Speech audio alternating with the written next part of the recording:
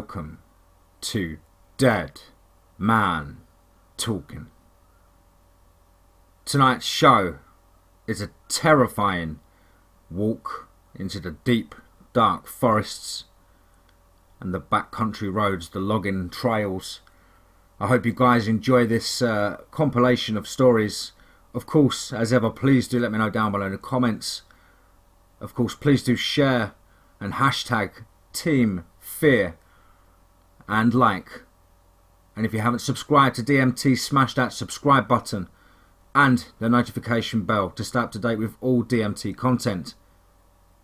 Without further ado, let's get into tonight's first story, entitled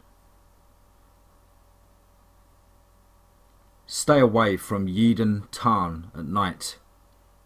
Let's get straight into that. Let me start from the beginning. I've lived in Otley and Yeadon all my adult life. The two small Yorkshire towns are separated, divided in two by a great snaking wooded ridge known as the Chevin. The old woodland is popular through the day, with dog walkers and climbers who travel to visit from far and wide. They are safe and probably won't witness anything sinister, as long as they leave before the sun sets. See, for locals like myself, it's well known fact that the Chevin and the surrounding countryside are haunted. In fact, haunted is perhaps the wrong word. Infested seems more apt. Ghost sightings are an almost daily occurrence, and it's usually guaranteed that if you visit a local pub at night, you'll hear someone recounting a tale of a spectre they've seen standing at the edge of the forest, beckoning them in as they drive home. I myself have witnessed many spirits in my 23 years on this earth, but they are tales for another time. These ghouls, while at times disturbing and aggressive, from what I and others have witnessed, they cannot interact with us physically and thus are incapable of causing us harm. No, the ghosts are definitely not the problem in our area. There are other far more insidious beings living in the shadows that I have come to learn should be feared. An encounter with one of these creatures is the reason I finally decided to write my experiences down. Some theorise the Chevin is a natural occurrence, a place where the barriers that surround the living from the lands of the dead are thinner than they are elsewhere. Hence, the ghosts and the other creatures that come to feed here. Others believe that witch burnings in the Middle Ages led to a curse being cast on the two towns. I'm not sure which theory is true.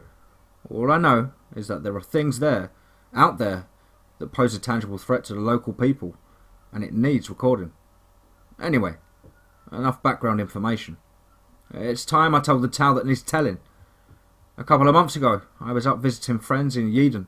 Slightly smaller than Otley, the sleepy, leafy town sits on top of the Chevin, and thus, despite its attractive appearance, seems to be a hotspot for supernatural activity. The night in question was in mid-February. We'd had a sudden snowstorm, and I'd so decided to set off home before the roads became too dangerous to travel on. Travelling down the country road that connected Yeadon to Otley via the Chevin, aptly named Cemetery Road, I was straining to see through the thick snow in front of me. Suddenly, I spotted a figure at the side of the road, waving what seemed to be arms. You never can be sure from where I'm from. In the direction of my car. Something primal told me to carry on driving, but I refused to listen to my instincts and slowed down to a stop. I rolled down the window to see a bald man, mid-30s, wearing an orange jacket, khaki cargo trousers and hiking boots. "Thank God you stopped, fella. I've been walking through this road praying someone would stop for the past hour. I'd given up hope. My car's stuck a bit further up. Battery's drained. Is there any way you could give me a jump?" he said in a southern accent, signalling, like his outfit, that he was an outsider and probably not aware of the local history. "No worries, mate. Jump in and I'll get you sorted," I replied, throwing a reassuring smile for good measure. After he climbed in and introduced himself as Ian, we chatted as I drove down the road in the direction he said he had left the car. His wife Maria and their young daughter Lily were waiting for him inside while he went to get help. Despite never meeting them personally, at least alive anyway, it brings me great pain to recall their names. After 10 minutes of driving down the whitewashed road, he signalled for me to slow down. I shuddered involuntarily, for immediately to our left was Yeadon Tarn. The Tarn was a large body of water approximately a mile across, and similar to the Chevin, while popular in a day, it was an unspoken rule to never adventure there at night. Over the years, many teenagers had disappeared at the site, fueling rumours that something evil lived there. Even the ghost sighting ceased, which was confusing, given the amount of people that had surely died there. It was this history that caused me to give a warning to Ian before we approached. Listen, man, I'm not 100% sure what you've heard about this area, but this is not a place we want to be at night, I told him. He shot me a confused look. Look, mate, there's my car just there. He pointed at a green Jeep stained white with snow in a car park to our right. 10 minutes tops, and you could be on your way home. I really appreciate you helping me out here. With that, I felt a sharp prong of guilt and shame at the pit of my stomach for my cowardice. We pulled over to the Jeep, and I could immediately tell something was wrong. When Ian returned to the car, his face was gone white and his eyes wide with alarm. "They're not there," he exclaimed, stunned. I told Maria to wait for me here. She wouldn't have left. Not with Lily, it's far too dangerous for her to be out in this weather." I climbed out my Audi to join Ian, and I followed him to the other side of the Jeep. Inspecting the car, I found something red and glistening on the front left passenger door handle. It appeared to be blood. Ian was looking around at the snowy, littered ground, panicked, and did not notice my gruesome discovery. "Look, there's 2 sets of footprints going this way. They couldn't have gone far. We'll find them in no time." He unlocked the truck and reached round for a few moments and then produced a torch. Clicking it on, he set off following the tracks through the car park and towards the water. Against my better judgment, I followed. After a couple of moments, I broke the silence. "I know you're not from round here, but there's something you need to understand about this place. Bad things happen here. Things I can't really explain to someone who's not experienced them. The best thing for us to do right now, the safest thing for us to do right now, would be to go back into town and grab a few guys and to come help us look. It won't be many to travel down here, but there'll be enough, and that's safer for us." I could already see I'd lost his attention. His eyes were fixed on 2 figures, 20 paces in front of us. A woman and a young girl. "Maria! Lily!" he exclaimed as he darted forward to meet them. My mind seemed to assess the situation at superhuman speed. I could tell something was wrong. The posture of the 2 females, their odd jerky movement, the fact that neither of them had made a noise in reply to Ian. There wasn't just something wrong, everything was wrong. That's when I saw them. 2 pale men in jet black suits. They were stick thin, and their tight weathered skin was ashy white. Their black, hungry eyes were focused on us, and their teeth were clenched in a terrifying grimace. The thing that sticks with me the most, though, were the hands. The hands were moving backwards and forwards, up and down, as if they were puppeteering Maria and Lily. "Ian, wait!" I screamed as my companion reached his family, but it was too late. The pretense dropped, and the 2 females dropped to the ground inches away from Ian. The creatures were on him within seconds, clearing distance at an ungodly speed. There was nothing I could do, other than to save myself. I took off running, with Ian's screams ringing in my ears. It took me no longer than 2 minutes to get back to my car, but it felt like a lifetime. I sped all the way home, paying no attention to the inhospitable weather conditions. I rushed inside, locked the door behind me, and sat down in shock in the middle of my living room. All the lights were left on. I never went to the police, and I didn't want to bring attention to myself and have those creatures find a way to get me. Besides, as far as I'm aware, no bodies were ever found. Just the empty Jeep. Just another couple of disappearances in towns that have come to cope with hundreds over the years. I'm hoping if you were otherwise thinking of visiting Yeadon, this story keeps you away. But if that's not the case, for God's sake, stay away from Yeadon Tarn at night.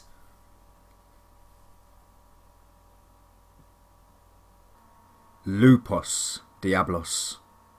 Let's get straight into that. "Dan! Alex, run!"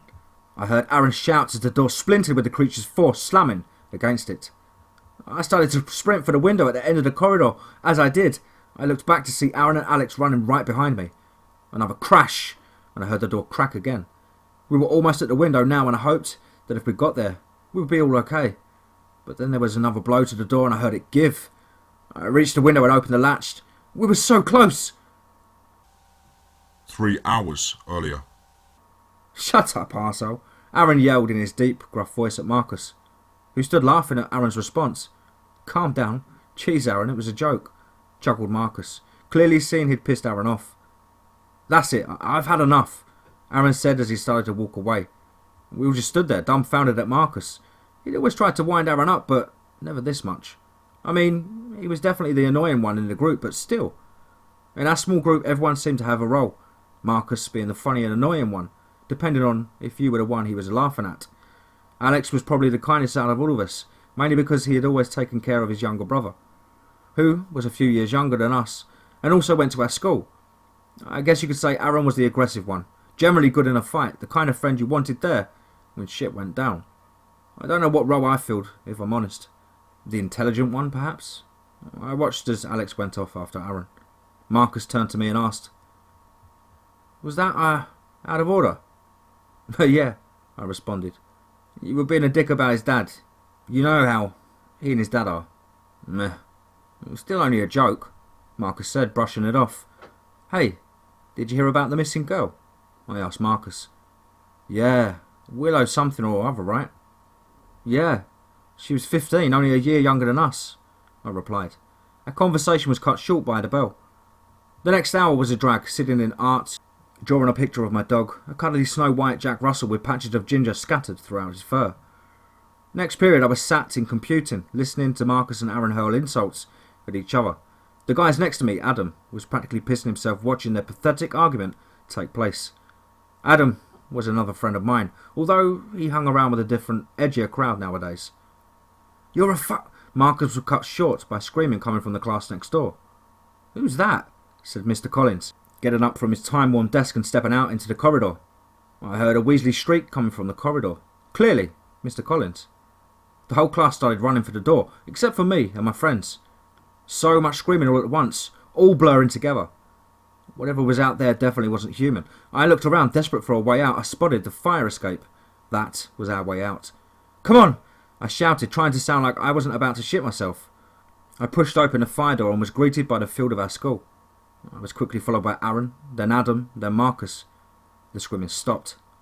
I was thinking about where to go next when Marcus was grabbed from inside the classroom. He yelled in a panic, "Help me!" Adam pulled on Marcus as hard as he could. So did Aaron, but I just stood there and stared in sheer terror at the hand that had hold of him. It was covered in hair. I could hardly process it. I didn't know what to do. My brain finally kicked into action and I started to pull at Marcus. All three of us were pulling, and we were still losing him. Adam slipped and we all lost our grip and he was gone. I looked to the woods across the field. We started running like our lives depended on it. I know now, they definitely did depend on it. I looked back and saw Marcus lying in the doorway. His throat looked like it had been ripped out. What terrible creature would be doing such a thing? My question was answered seconds later, when the creature came through the fire door. It was at least twice the height of the average person, its skeletal frame making it look even taller. What I thought was hair was more like fur. Its head, my God, its head! It was a wolf's head, but with horns, and its teeth were covered in blood. If I were religious, I'd say it was the devil. I looked back at the others, and they were ahead of me now, and they were in the woods. I looked at the creature again and saw its eyes pure black. I looked back in front of me, not quick enough, as I slammed into a tree, and everything went black. I woke up some time later with a throbbing headache. And once I got to my feet, I looked at my surroundings and realised where I was. Deep in the woods. I couldn't even see the school anymore. I felt a trickle of blood run from my nose as I touched it, and pain shot through it. I thought of Aaron and Adam, still running from that thing. I started walking, hoping that the creature wasn't stalking me. I was walking for about 15 minutes when I came to a fence. And of course the school had put a fence in. The woods continued after the fence, and there was no climbing it. I would have called the cops, but the school took our phone from us when we entered. They were all kept in the head teacher's office, which he locked whenever he wasn't there. Every gate in the school was also locked until 3:30, unless you had a teacher's card. There was no escape. It was only 12 now. My thoughts were interrupted by the snap of a twig. I quickly hid behind a tree and held my breath. If it was the creature, I knew I'd be dead meat. "Done?" Adam questioned. I was about to answer him when I heard a growl, and then a rush of movement. I wanted to answer Adam's cries for help, but I knew it was pointless. I heard his bones crunch as the creature's teeth sunk into his flesh. Even after Adam's crying stopped, I could hear it devouring him. I just sat, crouched behind the tree, trying to stay as still as possible. It seemed to take hours for the creature to be done with Adam, although It was probably only a few minutes in reality. Eventually, I heard the creature lumber away. I got up from my hiding place and saw Adam, or the little that was left of him at least. I wondered where Aaron was, as well as Alex. I knew that I'd have to go back into the school, whether it was to find the others, or just to get the teacher's card and get the hell out. I walked through the woods and hoped Alex found his brother and got out of there. As I trudged through the woods, I stumbled upon the opening of a cave. It looked narrow and didn't exactly feel like going in, but I heard another sound. As I looked up, I could see the creature making its way towards me. It didn't seem to have noticed me yet, so I quickly climbed into the cave. It was surprisingly large inside. I wanted to wait for my eyes to adjust to the darkness before continuing, but I heard the creature coming from behind me. I stealthily moved through the cave, hoping that the creature wouldn't see me or hear me. I saw some scattered bones here and there, and I realised I must have been in the creature's lair. A short way in, I found a small passageway. To get through, I would have to crawl. I stopped to look back and saw the creature coming closer and decided I had to risk the tunnel, and I crawled into it. It was long and dark and generally just creepy. I saw a light above me and pulled myself back to the surface. Looking around, I realised I was still in the woods. I headed for the school, hoping that the others would be okay. As I walked back into the field, I saw the computing department. And Marcus' corpse. I nearly threw up. Marcus had been one of my best friends. I wanted to mourn my friends, but I had to get out first, or I'd be joining them. As I made my way through the school, it became apparent that I was being followed. I began to grow tense as I got ready to pick up the pace. But then, I saw something. A teacher, or more specifically, Mr. Shepherd, one of the science teachers, laying on the ground with a deep gash down her left side. She looked dead. As I thought about taking her keycard, I saw the creature. It was on all fours, about 30 feet away from Mrs. Shepherd. She was only around 10 feet away, but I knew it could move a lot quicker than me if it wanted to. I ran for the keycard, desperate to get out of this prison like school. The creature bounded on all fours towards me. I dove for the keycard and grabbed it. I got back up and started to run, but as I did, Mrs. Shepherd clutched at my ankle and nearly fell over. "Help me!" Mrs. Shepherd groaned, although when she saw the creature approaching rapidly, she let go of me. I sprinted as fast as I could. I was at the gate now and swiped the keycard. No luck, it flashed red. It didn't work and I began to panic. This was it. This was the end. The creature was getting closer by the second. I tried the card again. It wasn't working. Red again. "Hey, arsehole!" I heard someone shout. "Come on, you want some?" The voice called. I heard the creature slow to a halt, presumably distracted by my saviour. I tried the keycard one more time and it flashed green and I was out. I looked back for one last glance and I saw Aaron running like hell for the English department. He must have been the one who saved me. I saw Alex running ahead of him. The English department was the tallest building in the school, 3 floors high. If my friends ran in there, they'd be trapped. I started to walk out. My friends wouldn't get out of there on their own. I'd find some help and the police would save them. Then again, my friends might not have that long. I started to think how they just saved my life. I stopped walking, turned around and grabbed the baseball bat that I saw lying in the car park, presumably abandoned by one of my peers, and gripped its handle tightly as I went back into the school.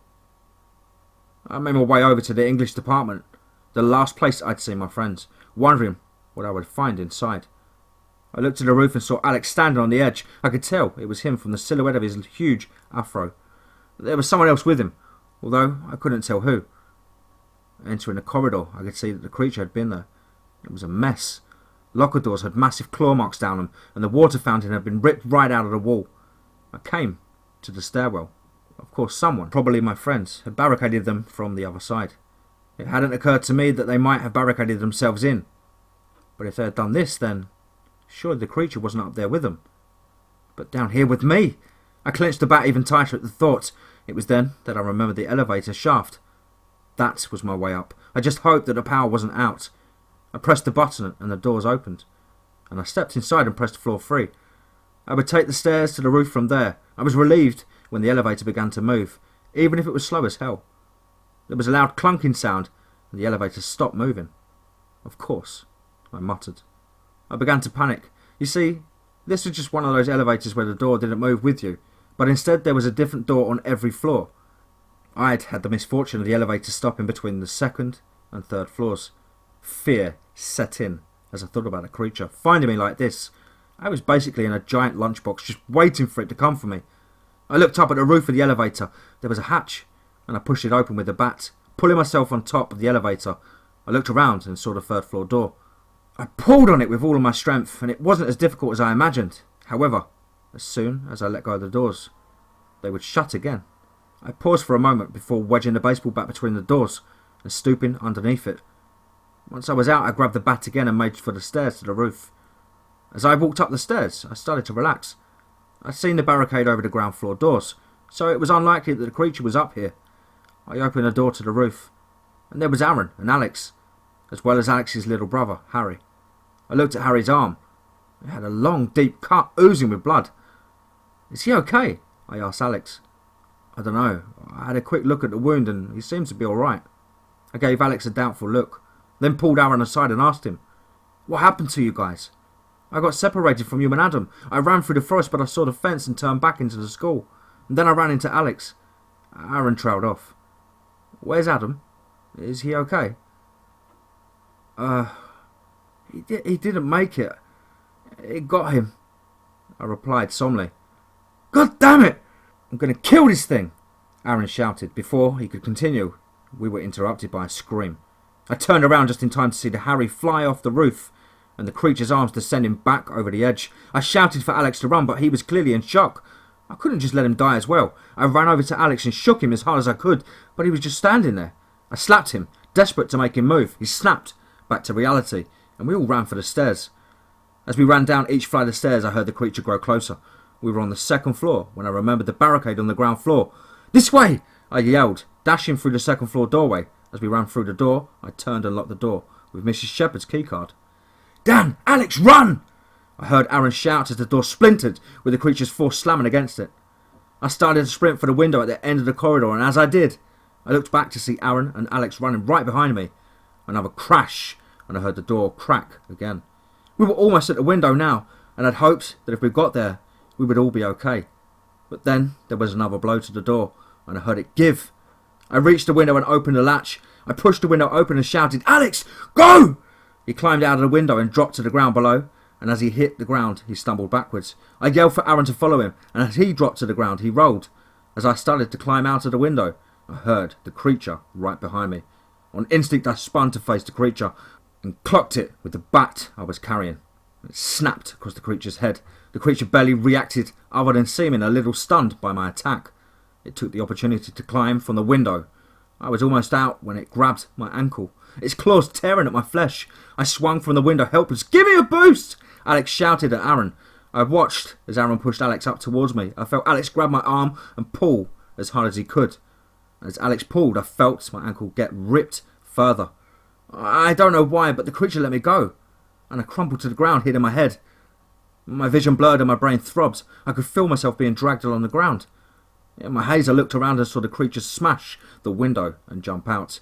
It started to bound towards us. "Alex, keycard!" I groaned, pulling the keycard from my pocket. As soon as we were out of the gate, the creature stopped. It could have easily gone through or over the gate if it wanted to, but it was like it didn't care about us now that we weren't in its territory. I don't remember much after that. I remember the paramedics loading me into the ambulance, the police showing up to take my statement at the hospital. Not that they believed me. I told them to look in the woods, but there was no sign of the creature. The news said that a bear had attacked our school, and that us 3 brave students were the sole survivors. Alex filled me in a few days later. Apparently, some old guy was driving past, and Aaron flagged him down. Alex, Aaron and I are still friends. We still see each other all the time, and that's why I'm writing this, because we visited the memorial for everyone who died that day earlier. When we were standing there paying our respects, I thought about the creature, how it let me go, and how it's still out there.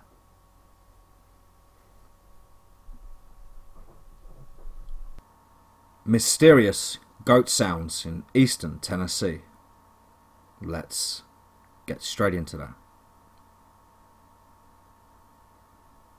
I'm not 100% certain this belongs here, but it's the only place I could think to post it, and perhaps someone can provide an answer. I'm currently on the cross-county trip from east to west. Home is CA. I'm now in TN staying with someone in the Great Smokies National Park. I've been here almost 2 weeks. The house is situated on a small hill that overlooks a barn and a paddock where the owner keeps horses. The rest of the property is forested for the most part. Beyond the paddock is a tree line that blocks visibility of the road roughly 200 metres away. Across the road there is a forested bluff, and beyond that is a ridgeline. Foothills, PKWY for anyone familiar with the area, which is also heavily forested. This house is quite remote. There are no immediate neighbours, and from what I can tell, no house across the street, just an old dirt road that is very overgrown and has unlikely been used in a very long time, and may even belong to my host. For the past 3 days, I've been hearing a redundant goat noise, and by redundant it's pretty constant, every 10 to 30 seconds I guess, and sounds nearly exactly the same every time. It usually sounds like one goat, but occasionally there sounds like there could be two.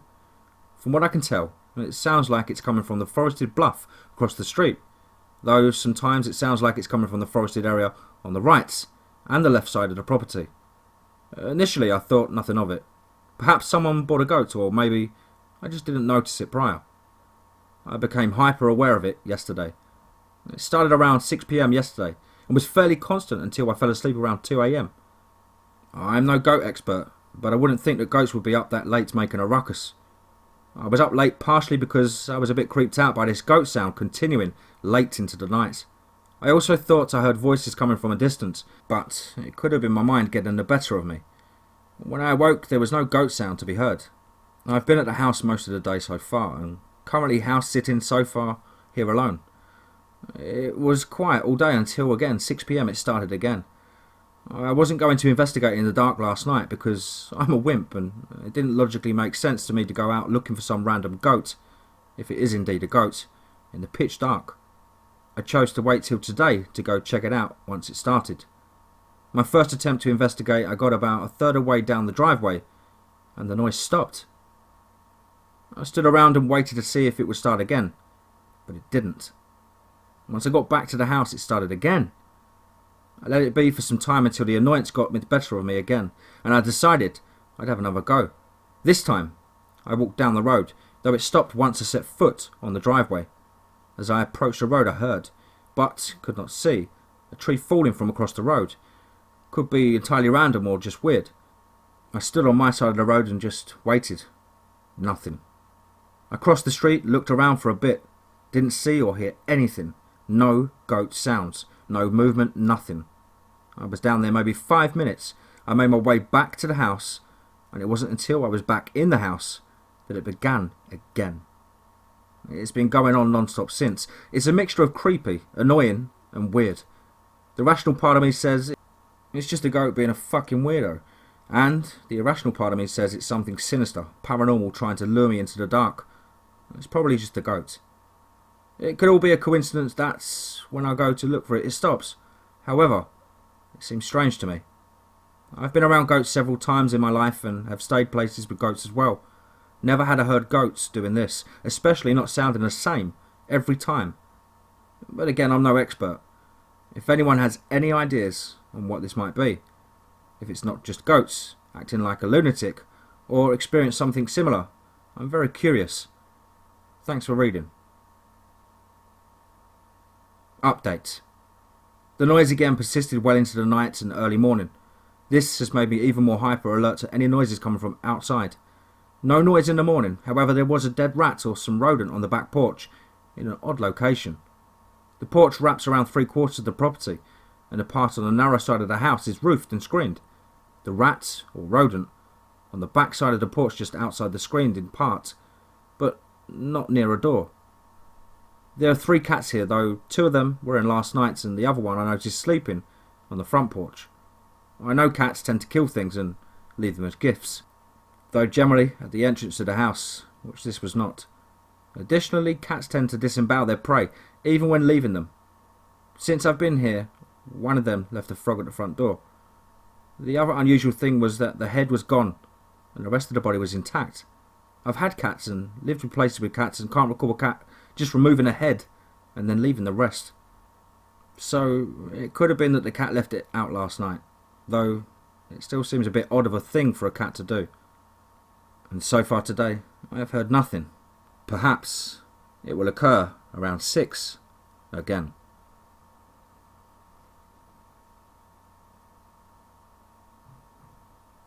It eats roadkill.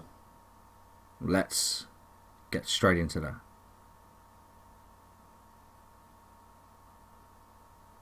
I don't frighten easily. I've always loved horror movies and games. I listen to podcasts of scary stories as I drift off to sleep, and, of course, I love reading Reddit No Sleep. I've even had a couple of brushes with the supernatural in my life. Disembodied voices, shadow figures, strong senses of presences in empty rooms, and took them all in a stride. Hell, I even treasure those experiences. I like to know that there's something beyond our world that science can't explain. But after tonight's, I don't know if I can watch my horror movies with the same glee. I live in rural New York and work as a lab assistant at a university. I love my job, but sometimes the hours are a bit long. I had been at the lab since 8 in the morning and finished counting cell colonies under the microscope well past sunset. With a crick in my neck and bleary eyes thanks to the scope, I finally headed out around 10:30. Unsurprisingly, my car was the only one left in the lot, and I wearily loaded my bag into the passenger seat and began my long drive home. The route from my lab to my house is long and straight through nothing but farmland. Most of my neighbours are Amish or Mennonite, and there aren't many cars that traverse this stretch of road. People tend to go pretty fast, myself no exception. This, paired with the vast stretches of field and forest on either side, means that there's a higher than average occurrence of roadkill. I don't mind at all. I'm part of that internet refers to as vulture culture, which, if you're unfamiliar with the term, means that I collect dead animals and either taxidermy them or clean them and rearticulate the skeletons. It might seem a little gross, and it certainly comes with a distinctive odour, but I've been doing it since I was a kid and I enjoy it. My house is full of skulls and specimens that I've collected over the years, and I always carry gloves, knives and bags in my car in case I come across something interesting on my drives. I was about halfway home when I noticed a large, huddled form by the side of the road. I slowed, hoping it was a deer. I could take the head and clean it up. The unmistakable whiff of roadkill that had been baking in the sun all day wafted through my open window. As I drew closer, and my high beams illuminated the creature before me, I hit the brakes and screeched to a halt. It was a woman. She was crouched over something, long hair obscuring her face, but unmistakably female. She seemed thin and awkward, knees jutting off to the side away from her body at a strange angle. My animal senses kicked into high gear and a pit began to form in my stomach as she rose to face my now idling car and the light that had just disturbed her. My pulse quickened as she turned. Something was very, very wrong. It took a moment for my brain to process what now stood crookedly before me. It wasn't human at all. Her spindly legs bent backwards, and beneath her scraggly, dark hair I could see 3 sets of breasts. As my eyes travelled upwards and I saw the face behind the curtain of hair, I stopped breathing. The intestine of whatever she had been crouched over dangled from her teeth, which continued to chew as she studied me. Her eyes were small and dark, like that of an opossum, and her nose and her mouth seemed stretched to make a sort of snout. Her nose looked like a dog or cat's and was twitching as she sniffed the air, taking in my scent, though I'm not sure how she could smell anything besides the putrid remains of whatever roadkill she had been feasting on. She cocked her head to one side and shrieked at me. If you've ever heard a fisher cat scream, it was somewhat similar, but with a deep gurgle underneath. I sat frozen, with my hands on the wheel as she called at me again. Then she began to move towards my car. My body finally kicked itself into gear, and I hit the gas, tyres squealing as I accelerated as fast as my poor old car could handle. In a few seconds my tyre spun, trying to get a grip on the worn asphalt. I could see her lurch towards me. I screamed. My car finally shuddered forward at top speed, and, to my horror, I heard a solid wet thump. My left bumper had rammed directly into the thing. Terrified, I kept driving as fast as I could, not daring to look back or check if I had wounded or even killed her. I drove at the same breakneck speed until finally I reached my little house and screeched into the driveway. I sprinted inside without even bothering to grab my bag and locked the door behind me. It's late now, but I can't sleep. All the roadkill I so lovingly reassembled and mounted is glaring at me from every room. I've thrown up several times and I can't stop shaking. I can't explain what I've seen, and not in the fun, scary stories to tell in a dark way that I used to love. I don't think I'll be stopping to pick up roadkill ever again. If I saw that thing again, I think my mind might snap. I just really hope she wasn't able to catch my scent. Or to track it.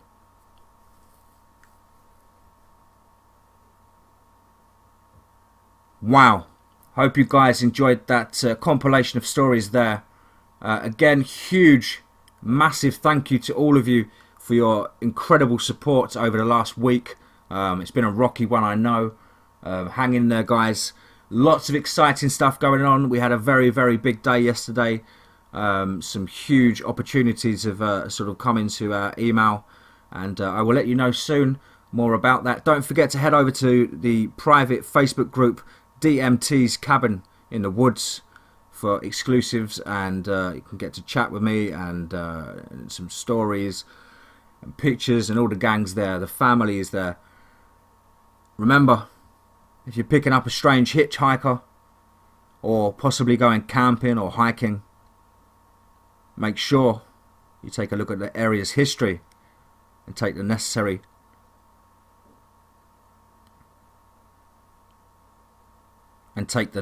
supplies. And above all, remember, be safe, not sorry.